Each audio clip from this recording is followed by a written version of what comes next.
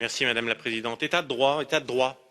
Avec ces termes, depuis des années, vous vous acharnez contre la Hongrie et la Pologne qui refusent la soumission à votre vision fédéraliste, vision qui fait la promotion de l'immigration un enjeu essentiel de l'Union européenne. Madame Johansson nous l'a rappelé la semaine dernière. Mais la Commission, la majorité du Parlement européen respecte-t-elle ces principes évidents? Non, et je vous en fais la démonstration immédiate. Vos opposants politiques n'ont pas d'accès effectif à un juge, droit pourtant consacré par l'article 6 de la Convention européenne des droits de l'homme. Oui, courant 2017, Madame Le Pen déposa une plainte pour faux usage de faux avec constitution de partie civile entre les mains d'un juge d'instruction à l'encontre de 3 personnes. Monsieur Kessler, alors directeur général de l'OLAF, Madame Stredrardo, directrice de l'OLAF, et enfin Monsieur Welle, qui est toujours le secrétaire général de notre Assemblée parlementaire.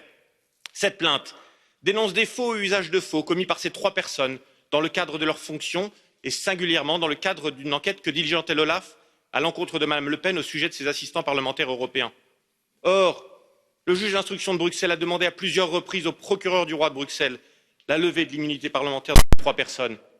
À ce jour, plus de 3 ans plus tard, quelle est l'attitude du Parlement européen face à cette demande? Les institutions de l'Union européenne font la sourde oreille.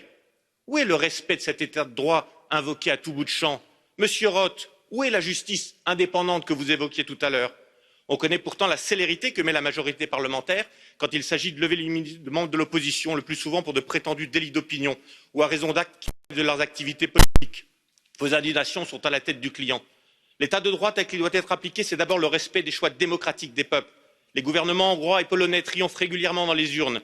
Respectons les décisions des Hongrois comme des Polonais. Cessons les menaces avec ce dispositif de conditionnalité.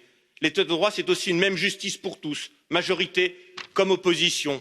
Respectez enfin les demandes d'un juge d'instruction qui donne le sentiment que ces institutions sont tentées par une dérive totalitaire, bien éloignée de l'état de droit.